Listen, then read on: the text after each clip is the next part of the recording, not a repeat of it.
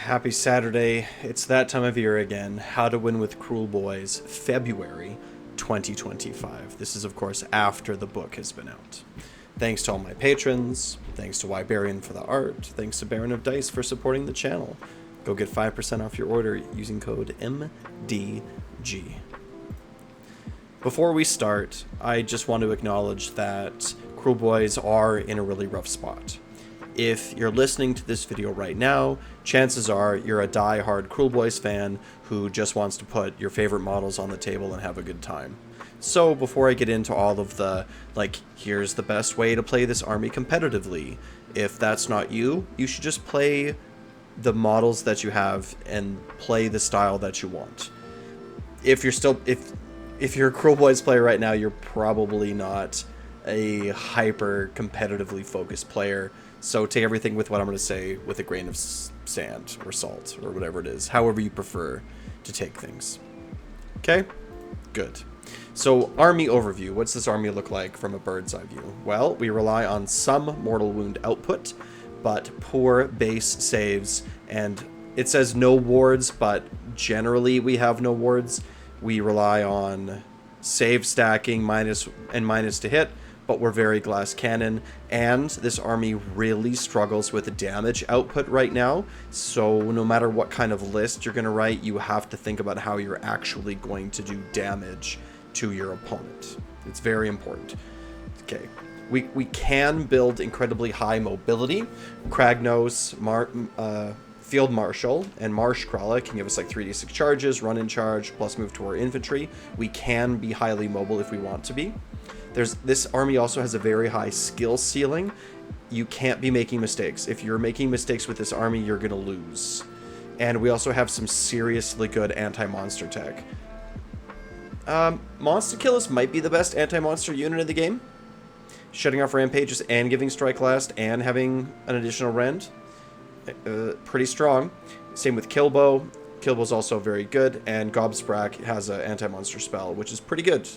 So if you want to build an anti-monster list, like if you want to piss off your Gargant friend, you can just sort of have a list that's going to just destroy monsters. And because we can be very mobile, also with our sneaky sneakin', this army is pretty good at scoring and denying tactics, if we can keep our stuff alive, which is hard. So let's take a look at all of our battle traits. So the core rule that we have in Kruleboyz is called Dirty Tricks. There are 4 of them. You can do maximum 1 per phase, with light finger subfaction or battle formation, I should say, being an exception.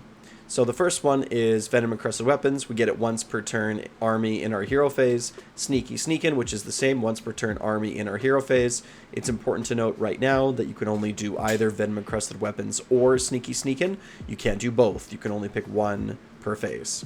Lethal Surprise, once per turn army in any charge phase. We'll go into the details here in a bit. And Noisy Racket, so once per turn army, any combat phase. The total that we can do is 5 in a round. With, if you have Dead Sneaky, we can do an additional 1. So this is down quite a bit from before. This used to be a lot higher because we used to be able to do Dead Sneaky 4 times, but now it's down to just once instead of, or potentially twice instead of 4. So Noisy Racket and Lethal Surprise we're probably not going to be doing all that often. So we can attempt 3 before we have a 5-up. That's including our Skaregob totem. I guess I forgot to mention that the first dirty trick that you do in a battle round, you need a 2-up for it to be successful, and then every additional battle tactic that you do from that point on, the die goes up from 2 to 3 to 4 to 5, and then caps out at 5. Skaregob totem. So this is our piece of faction terrain. In your hero phase, you can pick a friendly or enemy unit wholly within 12, or wholly within 18 if you have an infantry hero on the Skaregob totem. You pick a enemy or friendly unit wholly within 12 or 18 you wish to be the target of a dirty trick. Until the start of your next turn, add 1 to any dirty trick roll you make that targets that unit. Okay. Pick an enemy unit and get +1 to Noisy Racket in 2 different turns. This is maybe its best use. If you pick an enemy unit wholly within 18, which is a little bit tricky because it is wholly within 18. 18 is pretty generous, but wholly within 18 can still be really tricky. You can lethal surprise them for a 1-up, right? And then for a 2-up if you use no other dirty tricks.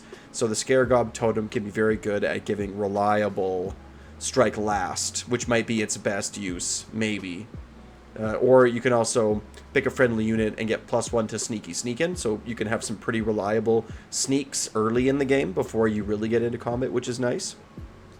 Yeah, Noisy Racket is probably the best target if you picked Dead Sneaky as the sub-faction, which is the one that lets you re-roll or use Sneak for 2 different units, right? Because, you know, you can probably make it work with if you can have 2 attempts, right? So, but overall, the Skaregob totem is fine. Make sure you're not deploying it too far forward and your opponent's rushing in at you, you know, which makes that wholly within 18 even a little bit harder. But overall, it's fine. I'm not sure, like, that. It depends on how. I think it's probably going to be good early, and then maybe later. Like, I don't even. It's fine. It's fine. So let's look at all of these dirty tricks in more detail, keeping in mind what the Skaregob totem does, right, which is a bonus to our dirty trick. So the first one is Venom Encrusted Weapons. So this is going to change depending on who's going first. If you're going first, then your roll, your dirty trick roll, is likely to be very low, right? Like you're going to be starting off on a 2-up or every time. If you're going second, it means that if you use some other dirty tricks first, then this one is going to probably be less reliable, as it's going to be like a 3-up or a 4-up, because you've probably used some other dirty tricks on your opponent's turn earlier in the round, again, if you're going second. So it's when you do need this to happen, like when your reinforced brick of gut rippers are going in, you're going to be able to hopefully have it be pretty consistent if you're going first, right? If you're going second, it can be a little bit tricky, so keep that in mind. Best used on reinforced gut rippers almost every time. Yes, it works on other things too, but you know, monster killers only they have the same number of attacks, right? 21 as a unit of 10 gut rippers. But a reinforced unit of gut rippers is so much more value. And Bull Boys getting a auto wound on 5s and 6s is not super important, right? We already have 2 rend, so it's not that big a deal. Yep, you can also use it on Hobgrots with Scumdrick for a similar result, if that's your style, although I don't recommend it. It's best used against high save units, so for example, Ard Boys, right? Because especially if they don't have a ward, you're just ignoring that big, sorry, my phone's going off. Ignoring that big armor bonus, right? Mortal wounds just go right around that, and it's kind of bad, or not bad, but it's worst against things that have 5-up wards, right? They're going to be able to shake off a lot of our damage if they have strong wards. Yeah, and another note, it competes with Sneaky Sneakin' in your hero phase, which is painful. It's painful that it's competing with another dirty trick. Sneaky Sneakin' is the second one. This one is maybe our best one right now. I don't even know. It used to easily our best one before this new battle tone drop, but now I think it's sort of weak enough now that it's in competition with Venom Encrusted Weapon and Lethal Surprise. I don't think we have a best dirty trick right now. I think we have 3 good ones and one that's pretty niche. So they're all it depends on your matchup and your playstyle and your list, I think. That'll dictate which one of these is the best. So some things to keep in mind when you use Sneaky Sneakin', you have to be wholly within 3 inches of a piece of terrain. So a very clever opponent will be able to zone you out.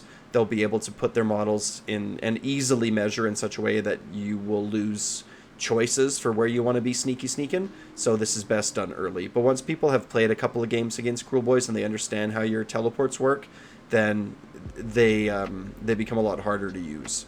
They're also very well used for taking your Bolt Boys and putting them in position to shoot foot heroes in the back line, because you can get, you know, just outside of 9, so you can get that hasty shot off. Yeah. Dead Sneaky is good. This is the battle formation that lets you choose it twice. It's worth considering for sure. It's good for scoring tactics, like take their land, for example. You can just teleport a unit and be like, oh, got your terrain feature. It's easy, right?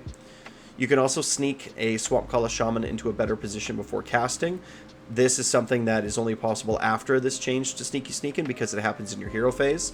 So if you want to get that, if you want to cast a spell and then sneak your shaman within range so that he can unbind, that is an option that you can do on turn 1, and a fairly good option given that we have some pretty good manifestations now. Or you can also put this shaman in a place where he could Choking Mist, or right. So it's just something worth considering. You can sneak and then you can teleport or you can sneak the shaman and then cast spells, which is good. It's a good use. Or you can cast and then move the shaman, right? And you can also use with Boltboys, like I said, to get to key targets. Lethal Surprise is the next one. So what this does is it turns off charge +1 damage. And I think it does like a 2-up D3 or like some small mortal wounds when your opponent charges in, I think. So you can just ask your opponent if they have anything that has charge +1 damage. If they don't, you're probably not going to be using this. If they do, it can be pretty decent. But let's be real, if something's charging into your units, they're probably dying anyway, but it will help. It'll get rid of that +1 charge, +1 damage. You should just spam this if you're already at a 4-up or a 5-up, you know, because it's not going to hurt. So if you're playing a bunch of cavalry or playing against a bunch of cavalry, this will be good. Noisy Racket is our strike last one, maybe our best trick, especially with the Skaregob totem. Remember that if you pick the enemy unit with the Skaregob totem, this one, you get +1 on both rolls. +1 on my turn, and then +1 on your turn, or whatever, on both combat rounds. So it's probably the best one used with the Skaregob totem, but the hardest one to use with the Skaregob totem because they have to be wholly within 18. And like I said before, you don't want to be putting your terrain feature too far forward so that your opponents get free charges against you, but you don't want to be putting it so far back that you're not having people wholly within 18, right? So it's kind of tricky. Because it's a strike last effect, it can create some very imbalanced combat encounters, but because Kruleboyz have such a hard time dealing damage, even if we give our opponents strike last, unless we're piling in with 2 or 3 units and shooting them, they're probably still going to have enough left over after we strike first to kill us on the clapback, because as I've said a few times and as everybody's very familiar with at this point, Kruleboyz have a really hard time staying alive. Yeah, so depending on the matchup, depending on your army list, it might be worth saving for that 2-up, 3-up and using your Skaregob totem, you know. Your opponent's going to hate this. Yeah, strike last is super annoying to play against. Battle formation, there's 2 that are really worth considering. Light Finger, which is dead. You can use Sneaky Sneakin' twice. That's definitely worth using. Movement is very, very good, right? So if you could really lean into lots of mobility. So if you are not choosing Venom Encrusted Weapons, you can Sneaky Sneak twice, or you can have a list with, like, for example, 2 units of Reinforced Boltboys, and you want to teleport 1 into a good position to shoot. You try 1, you fail, that's okay, you try the other one, right, and maybe you'll be successful the second time. So it's definitely still worth considering. And the other one is Middle Finger. So this gives +3 range to 3 Boltboys and or Killbow units. Because we're really struggling with damage, getting Boltboys and Killbows to be able to fire every turn and consistently get their damage in, I think is a lot better now than it used to be. So essentially, another way to think about this is what it does. It lets you shoot turn 1, you know, because if you're adding 3 inches to already pretty long Boltboy and Killbow ranges, it means those turns of like I move up and I still can't shoot because you're too far away are less likely, which means turn 1, turn 2, right, you're always shooting. And also what it does is it lets you have more units all within range of a particular target that you want to kill. So your Boltboy, it's like, oh, like what I would really like to do is have both of these units or all 3 of these units shoot into this unit to try to take it out, but I can't because only one is going to be able to move and be within range. This helps with that, which means you can focus fire units down a lot more easily. Okay, and then the third thing that it really does, which might be the best thing that Middle Finger does, is it gives +3 range to your 12-inch Hasty Shot. Hasty Shot is better, so you're going from a 12-inch range to a 15-inch range, which is significantly better. So again, it's like when all of those things align, you're like, oh good, my 2 units of Boltboys are both going to be able to hasty shot into my opponent's sort of big monster, so I'll be shooting 12 Boltboys and 1 Killbow worth of ammunition into Ushuran or something, and I'll be able to strike him last and really pile 2 units of monster killers into him and shoot him and then fight him and have him fight last and really make sure that he is taken out this turn, right? Like, that's the kind of stuff that Kruleboyz have to do to win. We have to trade incredibly efficiently, and we have to squeeze every ounce of value out of our army if you want to win games. If you're trading poorly, or if your shooters are not shooting for 1 or 2 turns, you're going to have a hard time. So keep that in mind. We really have to squeeze all the value out of this army. And the other 2 are not really worth considering. Trophy Finger gives your companions crit 2 hits. It's pretty meh. It's just math. It just doesn't produce a lot of damage. And Kruleboy Claw. Kruleboy units are wholly within 3 inches of terrain or invisible. It just doesn't give us enough value. It'll be really good against some things like really heavy shooting lists, but against most other things, it won't really make that a very big difference at all. So it's just not good enough. Heroic traits. So there's 2 that are really worth talking about and 1 that's not. So first up, we have Egomaniac. This gives your hero a ward of 4 up that passes the damage off to non-hero infantry within 3 inches. So you can put this on a Break-a-Boss if you want.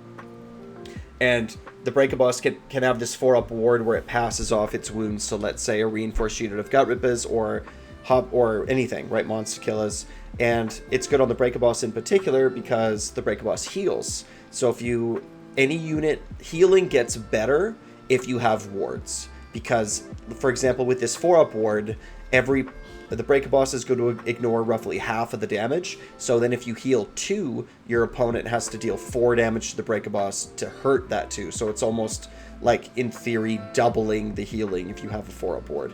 And the Break-a-Boss is squishy, right? He's got 12 wounds, I believe, on a 4 up save, but he still dies. So we still have to be careful to make sure that he stays alive. So if you want to have like a Break-a-Boss that runs into the scrum at the very end of the game and sort of cleans everything up, then Egomaniac could very well be good. He can have a little retinue of monster killers. I mean, you could also give him Bodyguard if you wanted to, but I don't really recommend it. The other one that's really good and worth considering, which is the one that I normally go to, is Slippery Scumbag. You put it on one of your heroes, and if they're in combat at the start or during the combat phase, right before you actually start fighting, you roll a 3 up, and if you do, you get a free retreat. So I really like this on the Vulture Boss because you can, run up the flanks and charge into something, deal impact mortal wounds, and then when it's time to actually fight, he can just fly away. And on the next turn, you can do it again, right? You can move and charge. So because the Vulture Boss is so fast, that being able to, add extra movement and get in behind your opponent is really scary and really fun. It's good for taking out things like faction terrain. It's good for trying to sneak in and kill all those little squishy casters in the back. Very good. I like mobility. And the other one is called Backstabber. You pick an enemy hero in combat with this unit. Pick an enemy hero in combat with this unit. Okay? And another Kruleboyz unit. Inflict D3 mortal damage +1 for each friendly Kruleboyz unit in combat with that hero unit. So it's just not good. I don't even care. We're skipping right by it. Don't take it. Egomaniac's fine. Slippery Scumbag is my favorite. Artifacts of Power. There's 3. Eyebiter Ash is, you can really tar pit somebody with this one. So if you're going to play heavy style where it's like, oh, we're going to play the Sludge Raker and we're going to give minus to wound and we're going to try to save stack, and that's what we're trying to do, then Eyebiter Ash is, I don't even want to say it's worth taking, but I mean, it's not very good. So what it does is, it's once per battle in any combat phase. So it's once per game. Okay? Pick an enemy unit in combat with this unit to be the target. Subtract 1 from hit rolls and wound rolls for the rest of the turn. That's all it does. So, pretty weak. Don't recommend. Mork's Eye Pebble. It's a reaction. Your opponent declares an attack ability. It's a once per battle. For the rest of the turn, friendly Kruleboyz units have a 5 up ward while they're wholly within 12 inches of this unit. Okay, so it's not a 5-up ward for the whole turn, because you declare it as a reaction to the attack, so it'll only happen in the combat phase, and it'll just essentially be for that combat phase. I guess it'll also be against things like Power Through, which happen at the end of the turn, or any other rampages that try to deal damage to you at the end of the turn. But it's not even a 5-up ward for the round, it's just until the end of turn. So, not great, which is why I personally always go with the Swamp Color, with the Swamp Staff. If it's not a wizard, it can use the Unbind ability as if it had Wizard 1. That's not what I choose. Otherwise, add 1 to this unit's power level. That's what I choose. Swamp Color Shamans already have a +1 to cast with their little Pockrots, so getting an additional spell when you're already +1 is awesome, especially with good manifestations. What this lets you do in Kruleboyz is it lets you have a 2-cast +1 wizard. That's 1 drop, which is very good. It's better magic than Gobsprack. Gobsprack is 2 casts, but not at +1. So the Swamp Color Shaman with a Swamp Staff is better at magic than Gobsprack. Okay, good. Good. Gobsprack, if he's going to be that expensive, should be 3 casts. Yep, but he's not. And that's okay. Carrying on. Spells. So we have 3. 3? Yes, we have Choking Mist. So Choking Mist goes off on a 7. It, you have to be wholly within... No, they changed it. You pick a visible enemy unit within 12 inches. So it used to be wholly within 18, and I think that 12 inches is probably better. You subtract 1 from the attack characteristic of the target's weapon until the start of your next turn. This is a very, very strong debuff. Minusing attack dice is very good. This is very good against lots of different things. If you're fighting an infantry brick that's reinforced, like let's say Gut Rippers, and you give -1 to their attack characteristic, you're ignoring, with Gut Rippers, 150 points worth of attacks. It's like, you don't get those attacks. They throw 2 dice each, and now they're throwing 1. It can be devastating. If you're giving minus attacks and -1 to hit, it can really choke up the board and prevent your opponent from doing much of anything. So Choking Mist is going to be actually a very strong spell to cast if you already have some of the manifestations out on the board, or if your opponent has made contact with you and they are already fighting you, right? If you maybe that first round of combat that you got in with your opponent, you got a bunch of your defensive spells off, or maybe you were playing Mork's Eye Payable and gave it all a 5-up board, and then the following turn you can follow it up with -1 to attack. If you're trying to tar pit and choke up the middle of the board, or just keep your units alive, Choking Mist is definitely worth considering. The second one is the Black Pit. It's our worst spell, but still good sometimes. It's our unlimited spell. So in a pinch, you could cast this twice in a row with the same Swamp Color Shaman, again at +1. We only need a 5 to cast this, so it's pretty easy to cast.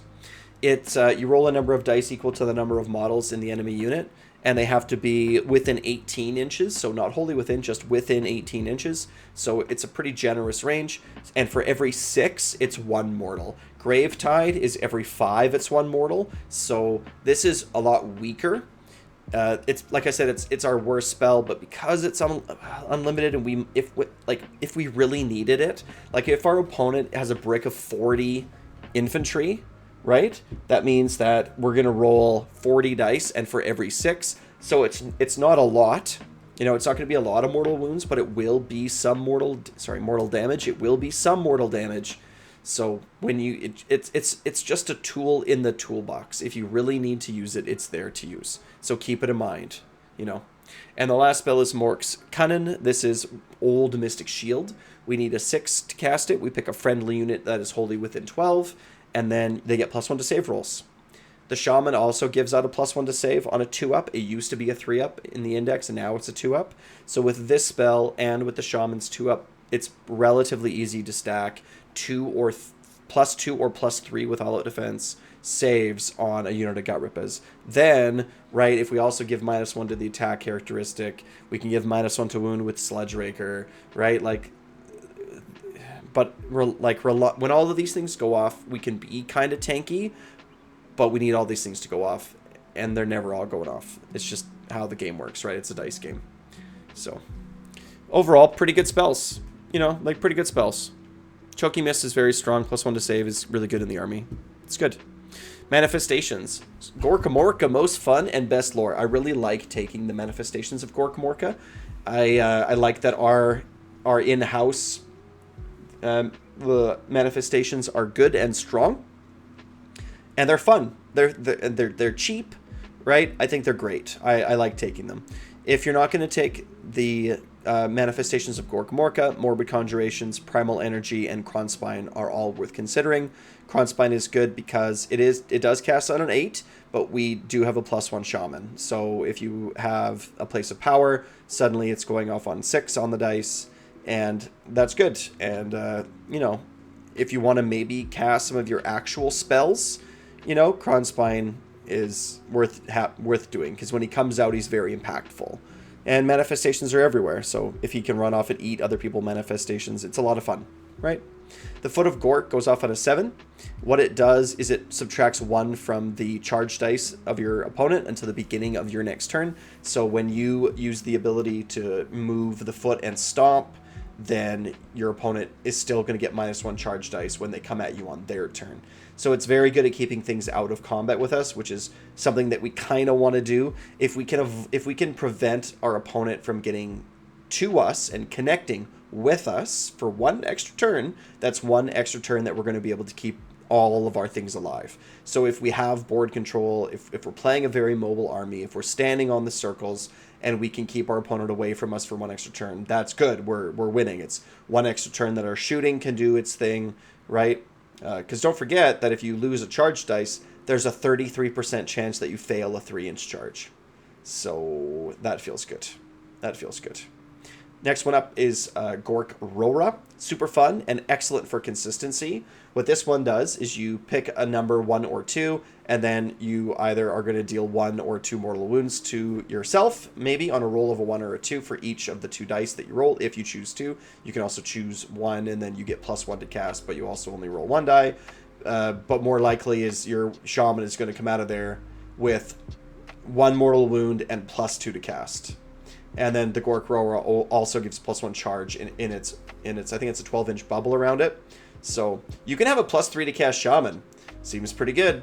So cast Gork Rora first. Your Shaman's already +1, which means you only need 4 on the dice. So it's very consistent. After that, you activate the Gork Rora, give yourself +2 to cast. And from there, you're casting Foot of Gork. So you only need 4 on the dice again for Foot of Gork, because you are getting +3. And don't forget that these bonuses to cast also make it harder for our opponents to unbind us, which is a very powerful ability as well. So having a +3 shaman is awesome, but be careful you're not activating places of power and activating Gork Rora, because you might also blow your own head off. Too much Wa energy. So use this conservatively if you're only going to be playing 1 shaman. And the third one is Mork Spitmarsh. This goes off on a 5. Again, goes off on a 4 with a Swamp Call of Shaman if we haven't lost our +1 to cast already. It's very good at keeping our opponent away from us. The only thing about this one that you have to pay attention to is the battle tactic, fight twice and nothing die. I think it's do not waver. If you throw manifestations like Mork Spitmarsh at your opponent is going to be able to ignore, is going to be able to very easily achieve that battle tactic, right? If you're throwing if you're throwing things that don't really fight back, or things that have a hard time, or that don't stay alive very well in combat, your opponent is going to be able to get that manifestation off pretty easily. When you are using those morbid conjurations, when you are using Mork Spitmarsh, if you're going to be one way that you can use it very efficiently and very cleverly is you put it in such a way that your opponent is not going to be able to complete charge rolls with their units. So for example, if we just that's not the right one. If we just switch over to Tabletop Simulator here, I can just give you a quick example. We'll just play some terrain on the battlefield. Oh, get out of here, guys. Okay, so let's say, for example, here I have my reinforced unit of... Ooh, that's a cool... I didn't know that was a thing. My reinforced unit of Gut Rippus here. And then over here, my opponent has their unit of Gut Rippus coming at me from this direction. So let's say that my Gut Rippus are going to be here on the other side of this choke point. If I'm able to cast Mork Spitmarsh and put it in a position like here, what I can do is I can create these little choke points where my opponent is not able to finish a charge roll through this gap. Because don't forget that, yes, my opponent can charge off this, but they have to find a spot for all of their units to end the charge roll, right? So in this case, it's like, sure, like they may have been able to fit right here, but, you know, if I'm really clever, I can sort of keep them away. You know, they can pile in, but they're not going to be able to fit all of their models on the other side. This works even better if our opponent is playing something like just regular cavalry, right? If they're playing, let's say, Gore-Gruntas, it can be pretty tricky for our opponent to try to fit all of these models on the other side of this manifestation, especially if, you know, rotations cost movement. So, like, how are these Gore-Gruntas going to end on the other side of this? On the other side of this manifestation, they can't. They're not, unless they roll like huge charge numbers. So we can give away things like Do Not Waver, but at the same time we can keep things back from us, which is important. So you can see how the Mork Spitmarsh and the Fort of Gork are both good at keeping our opponents away from us, which is definitely something that's worth considering when we think tactically or even strategically, I guess, also with Kruleboyz. So just talking about regiments of renown, unfortunately, and I hate to say this, but in my opinion, the best way to play Kruleboyz right now is to play as few Kruleboyz as possible. I'm a big fan of Kragnos. I know people have mixed feelings about him, but you should definitely consider regiments of renown. There are two that I recommend, either the Hurtland Hogs or the Shiny Steelas. The Hurtland Hogs is 2 big pigs, so you're getting some speed, you're getting some survivability, you're getting some damage, and the Shiny Steelas are lots of these Git Mob dudes that have deep strike that can basically act as speed bumps in the way of your opponent. So if you just want to play a lot of shooting and you want to just keep your opponent away from you while you sacrifice 500 points of these Git Mob, that it'll work. We'll look at some lists here in a bit. Okay, talking about command points. So when players are new to the game or new to an army, I like to tell them to try to remove as many decisions as you can from your game. And one of the things that you can do is decide early which commands you're actually going to use. So you don't have to think about it and consider it. It's like, okay, so for this game, I'm going to use all-out attack twice and all-out defense twice, and I'm just going to learn when those pay off and when they don't. And then in the future, I'm going to continue to use primarily all-out attack, all-out defense. But if I find that there are occasions where I use it and it's not going well, I'm going to not, and I'm going to use these other command points instead. So if you're brand new to the game, only using A and S tier command points is a good way to help you learn like what command points to actually use, which ones are worth using and which ones are not worth using. So S tier command points. Well, let's just go through all of them here. So Rally. Rally's B tier. So for those of you that aren't super familiar with my content, S tier is you're going to use it basically every round. A tier is you're going to use it a lot, maybe not all the time. And B tier is you're going to use it situationally. Sometimes. Sometimes that can be very good. So Rally can be very good against shooting and ranged magic. If your opponent is throwing chip damage at you with like Croak or with any kind of shooting, Rally, it's fine.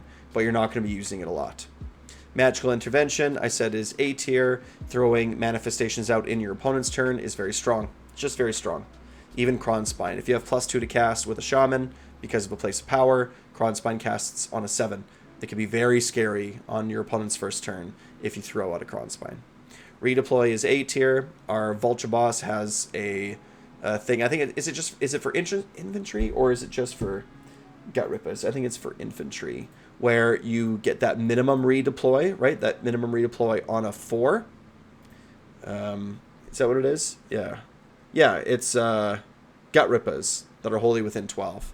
So redeploy is strong, right? Movement is really good in this game. Don't forget, too, with Marsh Crawler, you can run and charge, which means you can redeploy and countercharge. Yeah, very good.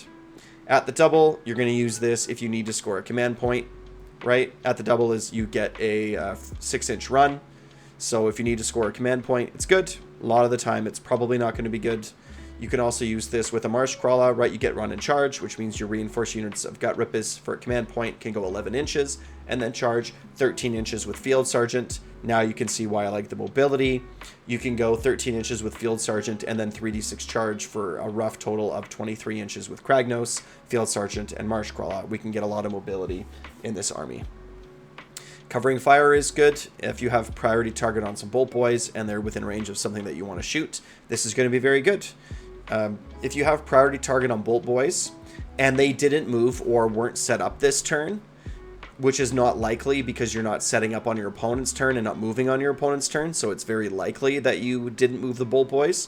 If they have priority target, you're ignoring the -1 to hit from at the double or from covering fire, and you're still getting +1 to hit. So very, very strong. Countercharge, use this situationally when it comes in, if you need it. A lot of the times you won't because we want to stay out of combat. But sometimes you will. Sometimes that Break-a-Boss is going to want to countercharge in for sure. Forward to Victory, this is the reroll charge. Use it if you need it. If you have a really important charge to make, use it. All-out attack is B because we don't really rely on +1 to hits. You know, we rely on mortal wounds. You know, so if you really need to get a little bit of extra damage with Gut Rippers or with Monster Killers or whatever, you can use all-out attack, but it's not very cost efficient. If you're playing with the Big Pigs Regiment of Renown, then it's A tier. Then you're going to want to take that Tusk Boss and give him +1 to hit for sure. All-out defense is A tier in Kruleboyz. We want to survive. We have a hard time surviving, so you can pretty much guarantee to use all-out defense twice per battle round. Seriously. All-out defense twice per battle round, you should just sort of plan on that, right? Yeah, definitely. And then power through is B tier. Use it if you need it. We don't have any cavalry, right? So the only thing that's going to be powering through it's going to be primarily the Vulture Boss, right? The Break-a-Boss can do it too, but it's going to primarily be your Vulture Boss that's going to be powering through.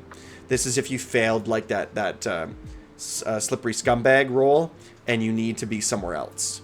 Power through is a good choice to make. Battle tactics, same idea. Take their land is S tier because we can teleport onto their terrain. That's awesome, right? So it's very easy for us to get that one. Decadent approach is S tier as well. This is the one where you have a unit already in combat and you throw another guy in and you kill. So this is the other destruction one. It's pretty easy to do. It's good early when your units are still at full strength. It's also combos well if we give Strike Last to our opponent because we are doggy piling in. And it's very strong if you're playing like Kragnos and Big Pigs because all three of those can jump into something that was already in combat and really delete it. Take the Flanks is also S tier. We have the Vultures, which are fast. And we also have teleports. So you can't set up a unit and get Take the Flanks with the setup unit. But you can set up Take the Flanks with setup units for future turns. This is really nice when you do take their land, and then you follow it up and take the flanks the turn after. Seize the Center is A tier if we can keep our opponents away from us with the Marsh and with the Foot of Gork. Seize the Center can be pretty decent, especially if we're going first. Especially if we're taking a mobile version of the list. Attack on two fronts is also A tier. Yeah, it's yeah. Attack on two fronts. I'm forgetting which one this is. One sec. Oh, right. This is the one where you have to take two objectives, and one of them had to be taken by your opponent. This is probably B tier. This one is a little bit harder for us. This one used to be A tier, I think, just because of how much sneaking we could do, but we can't anymore. So this one's probably B tier. Do Not Waver is also B tier because of just how squishy the army is. We can lose things pretty easily, so be very careful with Do Not Waver. Slay the Entourage is going to be B tier. It just depends on what our opponent's entourage is, what our options are. Sometimes it'll be easy and sometimes it won't. When this is easy, it's great. And then Time to Get Stuck In, generally, I would say is F tier. If you're playing a hyper-mobile army and you want to really get in, like if you're playing Menagerie, then maybe it's a little bit better, but generally I don't think it's very strong. I don't think that Kruleboyz want to be alpha striking really hard. Maybe if you're playing the Big Pigs, then you can make it work, right? But I'd say generally it's not very good.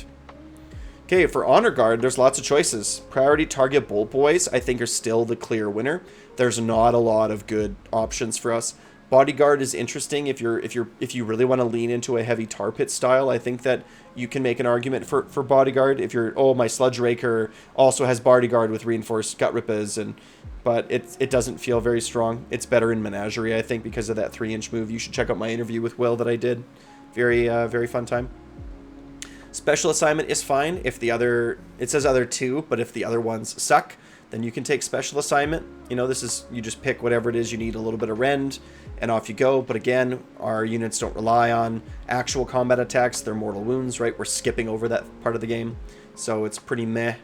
Prize Beast, this one's solid, but it's less good in Kruleboyz than in other armies. If we can put Prize Beast on a Break-a-Boss, I think it's cool, but there's nothing really in our lists that we want to use this with. But the Break-a-Boss is good. I'm pretty sure that, like, Gobsprak can take a Break-a-Boss, right? Like, the Break-a-Boss can be the second unit in a regiment, I think, in some cases. Yeah. If I'm wrong, let me know in the comments. And then Field Sergeant can be added to an already high mobility list to make things really speedy. This is also good with Boltboys. Field Sergeant is good with Boltboys because my poor dog is bugging me. I got a puppy, like 20 weeks. Field Sergeant is good with Boltboys because, again, it lets them all get within range to shoot. So that having that damage happen on turn 1 and then every turn after can be very important. So if I was going to take one, I think right now for me personally, I'm leaning towards Field Sergeant. And if I have to take a second one, I'm going to take Boltboys for priority target. But I could see, for example, having one reinforced unit of Boltboys in my General's regiment and then a reinforced unit of Boltboys in another regiment so that I could choose Field Sergeant first and priority target second, or I could choose priority target alone if that's what I chose, if that's what I feel like I needed, right? So I have an option here. I can do Field Sergeant or priority target, and then I could also do priority target for another unit of Boltboys if I get to choose twice. Because I might just get to choose once, right? We're probably not 5 drops in regular Kruleboyz. Okay, let's see. Up next we got, so what are some key units in this army? So in my opinion, Kragnos. And I'll just mention this again, you know, that if you're not trying to be super competitive, play whatever you like. Play what you like. Play what's fun. I've seen lots and lots of Break-a-Bosses in lists, right? Because he's fun and he's good, right? But in my opinion, Kragnos is an auto-include in Kruleboyz right now. Vulture Boss is also very strong. I really like him. I think he's fun. He's great. He flies around. He's hard to pin down. And when things are going your way, he can swing. You know, he can kill off that important hero in the back and make a big difference. Swamp Caller Shamans are very good. Reinforced Gut Rippers are very good. They are your best. Venom Encrusted Weapon targets, of course. The Monster Killers are, like I said before, maybe the best anti-monster unit of the game. Boltboys, particularly with priority target, are very, very strong. And the Kill Bow is also very good. One of the things that the Kill Bow does is not just its damage, but it's a psychological effect. Your opponent is scared. You tell them, oh yeah, this thing will have damage 6. It has 2 shots and damage 6 against monsters. So that 12 wound, 4-up save monster that you have, that you're just going to sort of sneak within that 24-inch shooting range of me, good luck with that. Right, good luck with that. I'm going to all-out attack it, so it's on 3s and 2s with 2 rend. So I hope you like rolling 6s to save, friend. It can be very scary. Very scary. Okay, so here's a couple lists. First, I have to give a shout-out to somebody in my Discord that I am frantically trying to find their name so I don't mess it up. This is Vince Chan MCP. I was throwing some lists around, and he had a couple of words to say about it and convinced me that this Lightfinger list is better as this version, his version. So shout out to him. Okay, so it's 3 drops for exactly 2,000 points. This is Lightfinger, as I said before. So we have a Kragnos for 580 points, and we have Dehurtling Hogs, which is a Maw-Grunta Gouger and a Tusk Boss for 420 points. So right away, 1,000 points is Kragnos and 2 Big Pigs. Okay. Kragnos is the general, obviously, with a reinforced unit of Manskewer Boltboys. They are there to get priority target. Then we have a Swamp Caller Shaman with Pokrot with a reinforced unit of Gut Rippers.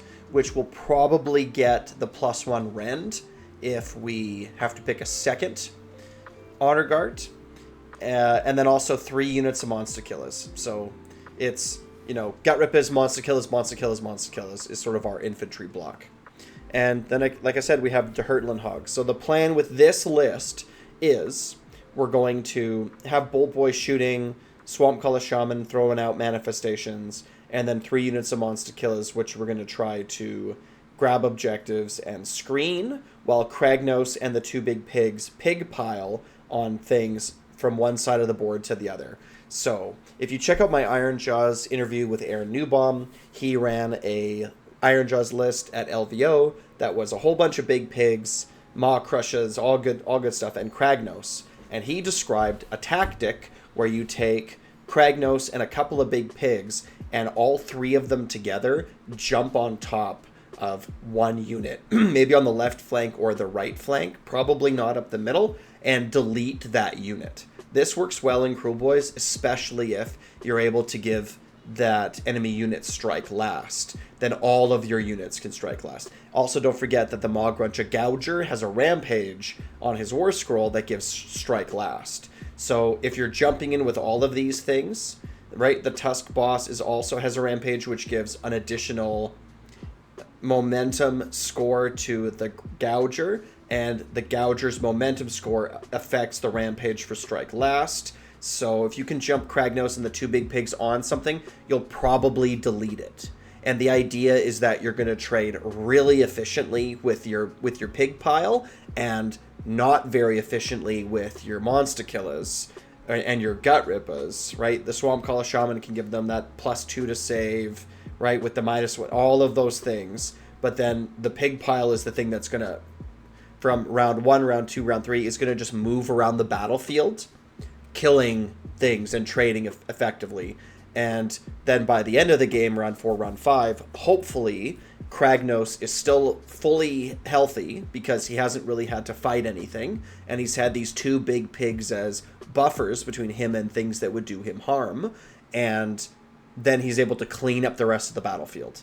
So your Kruleboyz are there to cast spells, shoot, and get in the way while this pig pile moves around the battlefield and kill things. I think if you want to have a competitive approach to Kruleboyz, I think this is the best way to do it, personally. However, if you want to play a straight Kruleboyz only list, which I know a lot of people out there want, here's another list that is a shooting heavy list. It's a middle finger list. It's 3 drops and exactly 2,000 points. The general is a Break-a-Boss on Myrebrute Troggoth. You could, if you wanted to, run Egomaniac on him. I didn't in this list. Instead, I'm running Slippery Scumbag on a Vulture Boss, but if you like the Myrebrute and you want him to play that round 4, round 5, clean up the battlefield role, then you can definitely run Egomaniac on him. He is in a regiment with a Hobgrot Slitaboss, which is there for Field Sergeant to give our list a lot of mobility, and a Beast Skewer Killbow. The Beast Skewer Killbow, can be very scary because we're playing really heavy shooting in this list. Okay. The next regiment is a Swamp Collar Shaman with Potgrot, with the Swamp Staff. This is the artifact of power I'm choosing basically every time, with 2 reinforced units of Bolt Boys. So now we have 12 Bolt Boys and a Killbow. This is going to be the primary source of our damage on turn 1 and on turn 2. For sure. Turn 3, definitely for sure. Until the Break-a-Boss maybe can get into the fight. Then we have a unit of Monster Killers to round out this second regiment. The third regiment that we have is a Kill Boss on Corp Ripavulcha with Slippery Scumbag and a reinforced unit of Gut Rippers.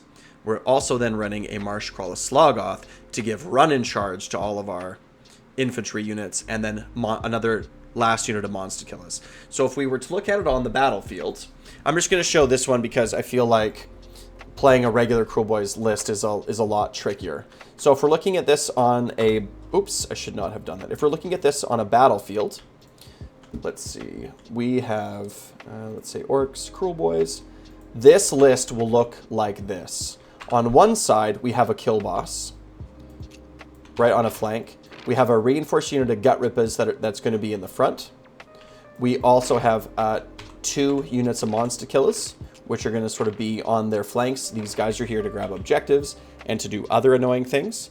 Behind them, we have a kill bow, and then we have 2 units of bolt boys. So the bolt boys are going to be there to do that damage.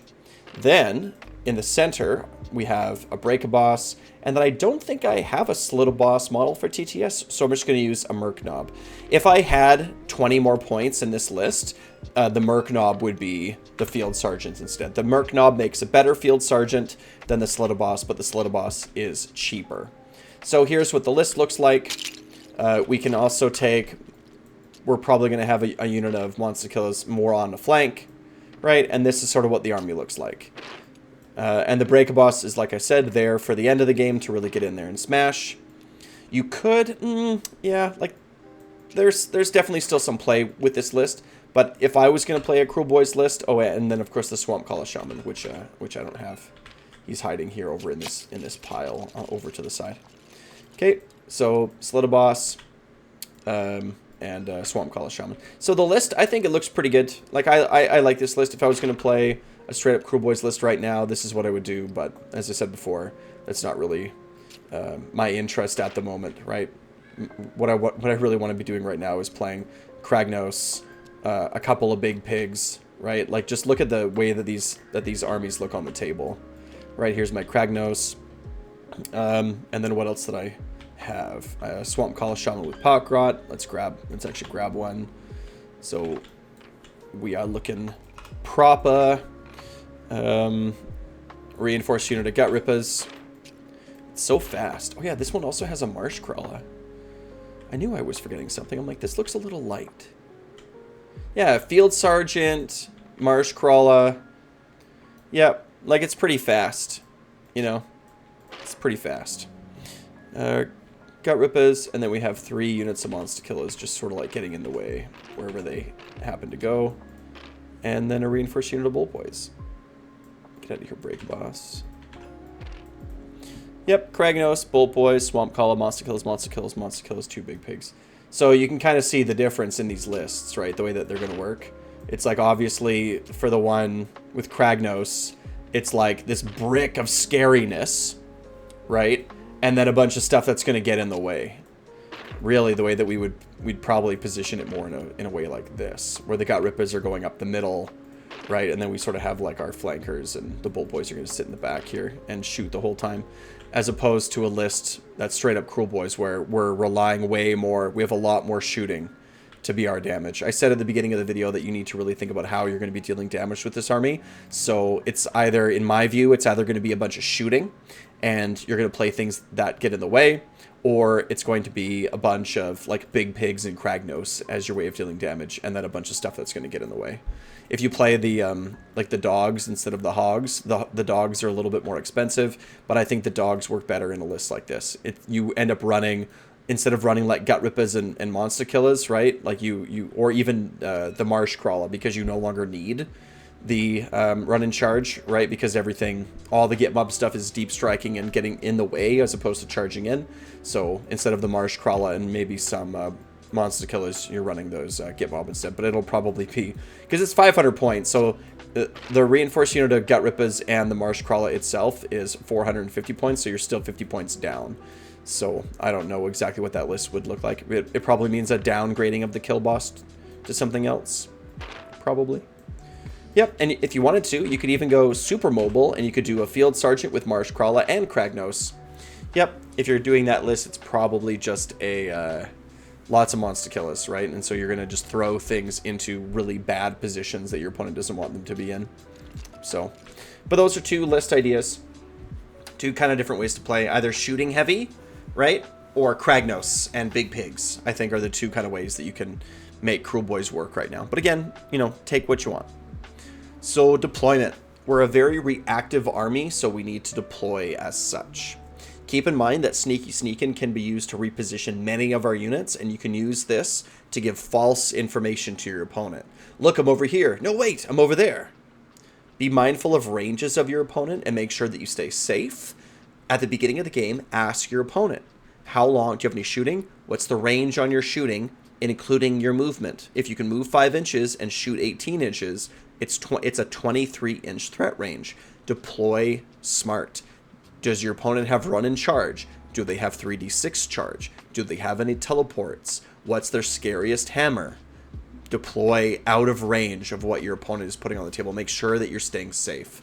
If they get to you, you're done. Our army just melts.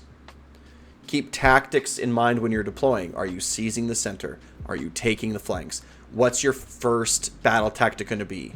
If you're not sure if you're going to be going first or second because your opponent is getting the choice, when you're deploying, you have to keep that in mind. If I go first, I'm going to do this this tactic, and if I go second, I'm going to do this tactic. It's very important.